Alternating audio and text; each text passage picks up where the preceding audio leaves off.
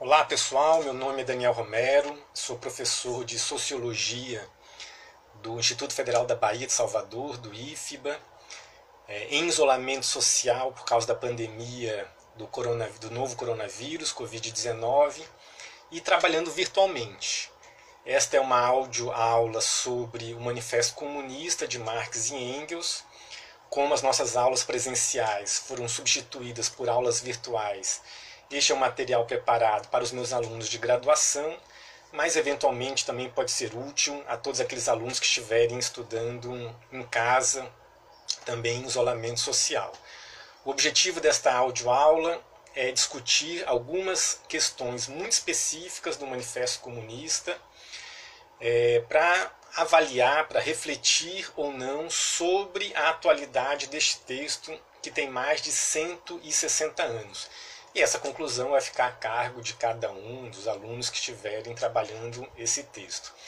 Agora, antes de continuar, é importante destacar que esta audioaula é dedicada aos profissionais de saúde que estão na linha de frente aí no combate ao Covid-19, principalmente os profissionais de saúde do SUS, do Sistema Único de Saúde, que tenho certeza que nunca negligenciaram os efeitos dessa pandemia e agora terão que combater o Covid-19 em um quadro de desmonte sistemático dos serviços públicos no país de modo geral e de desmonte do SUS em particular. Então, como eu não sou um blogueiro nem um apresentador de podcast, esse é uma apresentação que vai ser crua, sem edição, sem efeitos sonoros, sem nada. Mas se fosse aqui uma coisa mais profissional, eu estaria colocando aqui um sonzinho de aplauso, um aplausaço para eles. Vamos lá.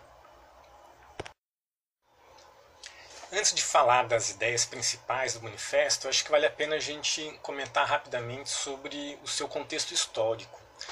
O manifesto ele foi publicado em 1848. É o segundo livro mais traduzido do mundo. Tem, como eu já disse anteriormente, mais de 160 anos da sua publicação. E devemos aqui pelo menos tentar compreender aqui as grandes linhas gerais, das razões da sua publicação. O manifesto é um texto muito curto, é um panfleto que foi publicado em razão da fundação de uma organização chamada Liga dos Comunistas, e ele foi publicado dentro de um período de muita agitação social na Europa. Isso se devia em função do que podemos chamar de um ciclo de revoluções burguesas que ocorreu naquele continente, que tinham como centro de gravidade a Revolução Francesa de 1789 e a Revolução Industrial que começou inicialmente na Inglaterra. Quem quiser se aprofundar um pouco mais sobre esse contexto histórico, o Eric Hobsbawm, historiador inglês já falecido, ele escreve um livro especialmente sobre isso, chamado A Era das Revoluções. E também tem várias obras fora aí da literatura acadêmica que também trata sobre esse mesmo contexto histórico. Provavelmente a mais conhecida é do Victor Hugo, que se chama Os Miseráveis, que vai falar sobre propriamente a Revolução de 1848 que ocorreu na França. Revolução essa que, inclusive, revolução social, com muita agitação política e fortes insurreições populares. Revolução essa que Marx estava acompanhando atentamente. Quais são os objetivos do Manifesto Comunista? Todo mundo sabia, desde 1847, todo mundo tinha clareza que 48 seria um ano de muita agitação social, em função do quadro de crise econômica que a Europa estava vivenciando e das mobilizações dos anos anteriores. Era um período, portanto, de ascensão política da burguesia e perda de espaço político da antiga aristocracia rural, principalmente na França, que era o epicentro dessas movimentações políticas. Marx e Engels querem responder duas grandes perguntas. Primeira, por que as revoluções acontecem? O que explica essas grandes insurreições populares, essas grandes manifestações de massa, que em pouco tempo subverte todos os poderes e os símbolos que apareciam cristalizados até então na história? Então, quais as razões disso? O que explica as revoluções sociais? Elas não são tão incomuns na história como a gente imagina. As revoluções sociais estão presentes na Antiguidade, estão presentes na Idade Média, evidentemente estão presentes na história moderna. Quais as razões da sua ocorrência? O segundo objetivo era ainda mais ambicioso, porque a perspectiva que o Marx tinha é que as revoluções sociais do passado, elas não fizeram mais do que recompor em outras bases a exploração e a opressão. Então, uma revolução que apontasse para o futuro, ela não poderia cair neste ciclo vicioso. Então, a segunda questão que Marx e Engels se colocam é que tipo de revolução social, com quais sujeitos políticos e sociais, com quais projetos de transformação social seria possível ter como horizonte a emancipação social. Então, essas são as duas grandes questões que orientam o Manifesto Comunista, e a partir disso vale a pena a gente compreender como é que se organiza a estrutura do capítulo 1. O capítulo 1 a gente pode dividi-lo basicamente em 3 partes. A primeira parte, que é uma parte curta, é a parte que a gente pode localizar aí, quem estiver acompanhando com o texto. São várias edições diferentes, com várias traduções também. As traduções vão ter diferenças entre elas. Mas quem estiver acompanhando aí com o texto, as primeiras 2 a 3 páginas do Manifesto Comunista, conforme a edição que você estiver utilizando, ela se dedica a analisar a relação entre história e luta de classes. A segunda parte do capítulo 1 do Manifesto Comunista, ela trata sobre a emergência da sociedade capitalista, da sua transformação desde o capitalismo de tipo comercial para o capitalismo de tipo industrial. E a terceira parte, a conclusão do capítulo 1, se caracteriza pela a crise dessa sociedade que acabou de emergir. Então, a crise da sociedade capitalista e as possibilidades de revolução social. Nós não vamos fazer aqui uma análise de todas as teses que estão apresentadas no capítulo 1. Nós vamos discutir aqui algumas linhas gerais, em particular aquelas questões que podem contribuir para a elaboração da atividade que foi passada para os alunos, que é discutir a relação entre a pandemia e a questão dos ciclos econômicos e da luta de classes. Esse é o objetivo, então, dessa parte dessa aula agora. Bom, como dissemos, o capítulo 1 nós podemos dividir em 3 partes, e essa primeira parte estamos aqui denominando como história e luta de classes. O central aqui é analisar, então, 2 conceitos e uma tese. Os conceitos são classes sociais e luta de classes, e a tese é a frase que abre o capítulo. A história de toda a sociedade existente até hoje tem sido a história das lutas de classes. Bom, algumas considerações são muito importantes aqui. A primeira consideração que é localizar melhor esse tempo histórico dessa tese que o Marx e Engels formularam. O próprio Engels faz isso numa nota de rodapé. Provavelmente a edição de vocês deve ter essa nota de rodapé. Ele fala, olha, a história até então existente, que nós conhecemos, que nós conhecíamos, é aquela que se caracteriza pela história das civilizações, vamos resumir dessa forma, ou seja, a pré-história nós não conhecíamos naquele período. Ele está se referindo, evidentemente, a 1848. Para além dos detalhes mais minuciosos, o que é importante, então, caracterizar aqui? O Manifesto Comunista está se referindo às sociedades que se caracterizam por alguma forma de estratificação social. Estratificação social é essa, que por sua vez implica uma divisão não igualitária do trabalho e ou do produto social, eventualmente com o surgimento da propriedade privada ou do Estado.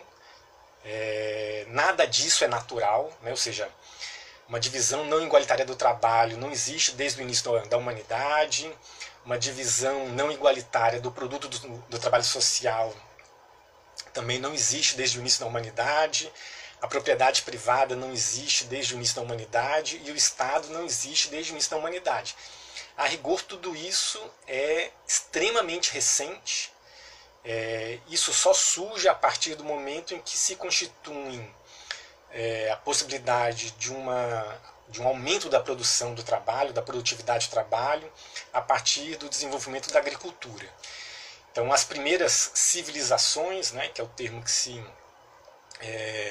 identifica aí a origem das sociedades fruto da agricultura, são essas sociedades que criam formas de estratificação social, que são formas muito diversas, e as sociedades marcadas por essas formas de estratificação social, a história dessas sociedades se explica pela história das lutas de classes.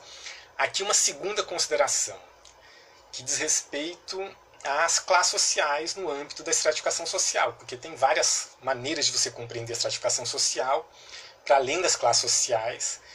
O próprio Marx, quando ele começa a detalhar isso no texto, né, a dar exemplos, melhor dizendo, isso no texto, ele inclusive cita grupos sociais que não são classes, né? Por exemplo, ele fala de guerreiros, né, que não são classes sociais, fala de vassalos, que não são classes sociais, fala de mestres de corporação, que em si mesmo não são classes sociais. Então é importante destacar essas considerações mais gerais, porque isso ele está se referindo a um texto muito genérico, um texto de intervenção, um texto de panfleto, que se fosse um texto que ele precisasse detalhar isso dentro de um debate acadêmico, evidentemente que o texto teria um outro formato.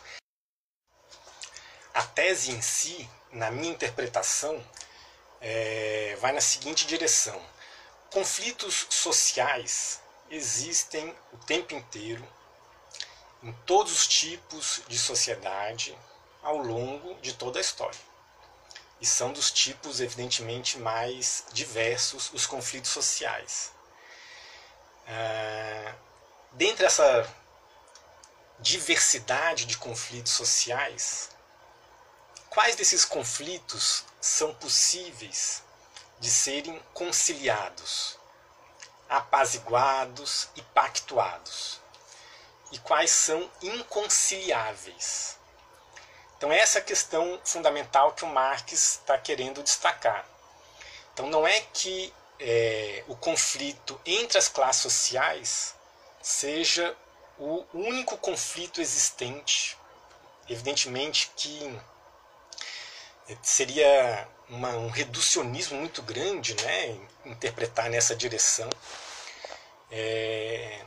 A maneira como eu interpreto que o Marx elabora sua compreensão na medida em que algumas sociedades desenvolvem uma forma bastante complexa de estratificação social. Estratificação essa, forma complexa essa que se caracteriza pela cristalização de uma classe proprietária dos meios de produção, de um lado, e uma classe não proprietária de meios de produção. Então, nessas sociedades que assumem esse roteiro em particular, que isso não é natural na história, não é todas as sociedades que resultaram que foram nessa direção, grupos sociedades desenvolveram a agricultura e não desenvolveram a propriedade privada, não desenvolveram as classes sociais, não desenvolveram o Estado, como é o caso entre os tupinambás aqui, só para a gente dar um exemplo específico.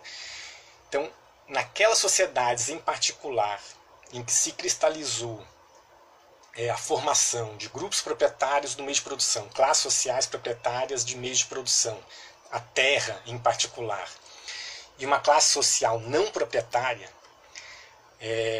esse conflito não é um conflito, não é mais um simples conflito que pode ser solucionado através de uma pactuação. É uma contradição inconciliável. Então, quando a gente vai para os casos específicos na história, ou seja, como é que se explica as grandes rupturas, as grandes revoluções sociais, como é que se explica o surgimento da República Romana na Roma Antiga, que é o exemplo que o Marx dá no próprio Manifesto, como é que se explicam as revoluções camponesas ao longo da Reforma Protestante. A compreensão dessas grandes rupturas sociais, só é possível compreender essas grandes rupturas sociais, só é possível compreender, portanto, as revoluções sociais, se você leva em consideração a divisão entre as classes sociais e a relação entre a história e a luta de classes. E, portanto, isso são conflitos inconciliáveis. O resultado deste conflito, e aí retomando a maneira como Marx coloca no texto, ou é a destruição dessas duas classes em luta, ou é a criação de uma nova sociedade. Então, retomando então para uma questão mais contemporânea, o que nós devemos avaliar é o seguinte: na sociedade capitalista é possível a conciliação entre trabalhadores e patrões, usando a terminologia do Manifesto, entre a burguesia e o proletariado, entre a burguesia e a classe trabalhadora. Se a gente vai para outros autores, como a gente estava discutindo anteriormente, o Durkheim, para o Durkheim, aquilo que o Marx chama de luta de classes, o Durkheim chama de anomia. E a sociedade moderna, ela se caracteriza por uma ausência de normas que regulam a divisão do trabalho. Não é que ela se caracteriza. A anomia social é essa ausência de normas que regula a divisão do trabalho. Durkheim imaginava que, na medida em que a sociedade moderna era um produto recente, né, era uma sociedade que estava emergindo, a médio e longo prazos, isso seria solucionado e a sociedade tenderia a um processo de harmonização, de apaziguar esses conflitos e superação dessa anomia. O problema é que o século XX mostrou que é o inverso. O século XX foi o século das grandes guerras, das grandes crises políticas e econômicas, e foi o século das revoluções. Então, o que explica estes processos? Essa é a contribuição da perspectiva que vale a pena a gente ter ao longo de toda a leitura do Manifesto e a compreensão mais dos dias atuais para avaliar se o Manifesto é atual ou não. Depois então que o Marx vai discutir essa relação entre história e luta de classes, ele vai analisar a emergência da própria sociedade capitalista. Então, nessa parte 2, nós vamos trabalhar com algumas questões, vamos tentar ser um pouco mais rápido agora. E a primeira questão é: como é que surge a sociedade capitalista e a sua classe dominante, a burguesia? Então, como é que se explica conceitualmente a formação dessa classe social? A primeira, algo que a gente deve destacar, é que existe um mito, né, para explicar a formação da burguesia, porque ela é explicada em geral, quer seja no âmbito do discurso científico, acadêmico, técnico, e também no âmbito do senso comum, como uma combinação de trabalho e poupança. O próprio Adam Smith, na Riqueza das Nações, ele procura explicar a formação da burguesia com a combinação desses dois aspectos. E o Marx, olha, isso é um mito completo. Porque a sociedade capitalista mercantil e a burguesia mercantil, que vai surgir a partir do século XVI na Europa, ela é resultado da violência, da escravização e da expropriação. Não é resultado da combinação de trabalho e da poupança. Então a burguesia que surge no período mercantilista, ela é produto da colonização das Américas, da Ásia e da África. Essa colonização combinada com a escravização de africanos e ameríndios, no caso aqui da América Portuguesa, das relações de servidão que são muito presentes na América Espanhola e dentro da própria Europa, a partir da expropriação das terras dos camponeses na Europa. E esse mito da formação das classes dominantes e da burguesia, de que é uma combinação de trabalho e poupança, isso é algo que acompanha toda a história da burguesia e está presente ainda nos dias de hoje. Então, ela o tempo inteiro aparece quando se fala sobre empreendedorismo, quando se fala sobre ascensão social. Ideologicamente se mobiliza essas duas questões. A poupança, que aquele indivíduo que não tem educação financeira precisa se educar financeiramente, como se o problema fosse a educação financeira, e não salários baixos, as taxas de juros que são escorchantes, as condições de trabalho que são extremamente difíceis, o desemprego. Então o problema é que o indivíduo ele não consegue administrar a sua própria vida e ao mesmo tempo ele não se esforça.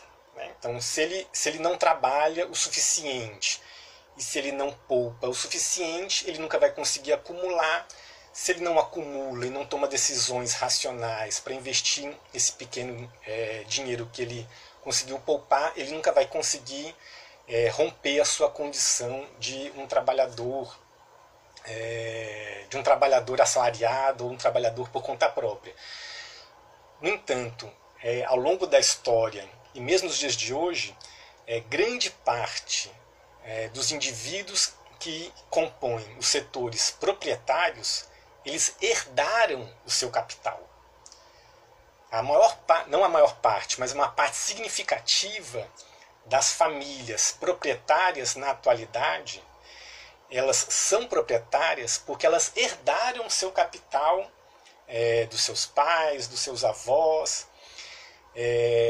E essa herança que é passada, de geração para geração, ela é uma das razões, uma das mais importantes para compreender a formação da própria burguesia, e que isso nos remete, a depender do tempo que você quiser colocar aí, isso nos remete à origem da própria burguesia enquanto classe social, lá no processo de desenvolvimento do capitalismo de tipo mercantil.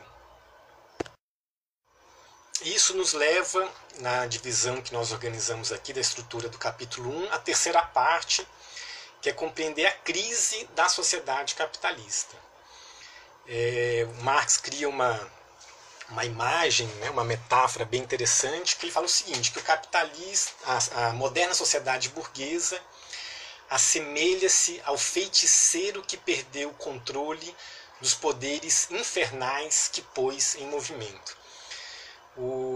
Não sei se vocês têm isso como referência para vocês, mas tem um desenho da Disney muito famoso, que é o Fantasia, que é um desenho de 1940, que não tem fala, é só o desenho e músicas clássicas que acompanham o desenho. E tem um quadro desse desenho, que eles são vários sketches separados, tem um quadro desse desenho, que é o Mickey, que é o ajudante do Merlin, que ele realiza trabalho braçal descomunal, porque ele tem que simplesmente limpar o castelo. E veja, é uma imagem muito interessante, porque é exatamente isso que o Marx está querendo discutir. A possibilidade da humanidade se libertar do trabalho. O que o Mickey quer? Ele não quer fazer um trabalho que é extremamente embrutecedor, que é você manualmente fazer atividade, pessoalmente fazer atividade doméstica dentro de um castelo gigantesco. E ele começa a conjurar poderes, ele começa a utilizar a mágica para poder colocar vassoura e balde em movimento. E essas vassouras e baldes em movimento, no primeiro momento, limpam o castelo sem ele precisar do seu esforço. E no segundo momento, aquilo começa a se voltar contra ele próprio. E os controles, os feitiços que o feiticeiro se mobilizou, passam, na verdade, a ter vida própria e colocar em risco a própria sociedade. É exatamente isso que o Marx está falando nessa discussão sobre as crises de superprodução. A sociedade capitalista inventou um tipo de crise econômica que é completamente original na história. São crises de excesso. Então, crises econômicas existem ao longo de toda a história da humanidade. Mas essas crises, em geral, as crises econômicas pré-capitalistas, são crises de subprodução. São crises de escassez. Uma geada muito grande, uma praga, uma guerra, uma doença, faz com que a produção não seja suficiente para atender o conjunto da população. Na sociedade capitalista, as crises econômicas, as crises que são típicas da sociedade capitalista, não são as únicas, mas que são típicas das sociedades capitalistas, são crises de superprodução. É o que ele vai chamar, para aproveitar aqui o momento, nas crises de superprodução nós temos uma epidemia de mercadorias. Nós temos um excesso de capital. A fome é porque ocorre não porque não se tem mercadorias suficientes, mas é porque se tem mercadorias em excesso. É isso que eu quero que vocês tentem discutir para a atividade que eu lhes passei. Como explicar as crises de superprodução? Para o Marx, essas crises elas são cíclicas e são crises inevitáveis. Elas não são um defeito da sociedade capitalista. Elas são uma fase do processo de acumulação. A perspectiva liberal, clássica, Adam Smith em particular, identificava que a sociedade capitalista, o mercado, ele se caracterizaria por uma mão invisível que tenderia a garantir uma equalização dos preços, das taxas de lucro e, portanto, as crises econômicas elas só seriam explicadas por ações de fora do próprio mercado, intervenções do Estado, eventuais tentativas do Estado regulamentar o mercado. O mercado, se ele fosse deixado de forma mais livre possível, esse mercado livre tenderia a uma situação de equalização das taxas de lucro, portanto dos preços, e ele, portanto, não sofreria uma situação de crises. O que o Marx está falando aqui no Manifesto Comunista é justamente o inverso, que as crises econômicas são intrínsecas e são fruto da própria dinâmica do mercado. São questões internas, portanto, ao mercado. Expliquem isso. Um adendo. Nós estamos à beira de uma recessão, quer seja no Brasil, quer seja em escala global, fruto da pandemia. Caso isso de fato se confirme, é preciso que você que está lendo o texto e vai fazer o trabalho perceba as diferenças entre o que o Marx está chamando de crise de superprodução e o que é uma crise em que é fruto de um quadro recessivo que eventualmente vai se avolumar e se confirmar. Faça essa diferenciação, né, no seu trabalho ou na sua cabeça na hora de você for comparar as duas coisas. Independente dessas diferenças entre as crises, é importante destacar que a maneira como os empresários tentam superar um quadro de crise, quer seja crise fruto de crise de superprodução, ou essas crises decorrentes dessa conjuntura específica da pandemia do coronavírus, como é que o capital tenta superar este quadro de crises? O Marx destaca dois aspectos fundamentais. Primeiro aspecto, criação de novos métodos de trabalho, novas tecnologias que procurem aumentar a produtividade do trabalho e precarizar o trabalho. Segundo aspecto, ampliação dos mercados já existentes, criação de novas mercadorias, desenvolvimento mais intenso do mesmo mercado. Então, para esse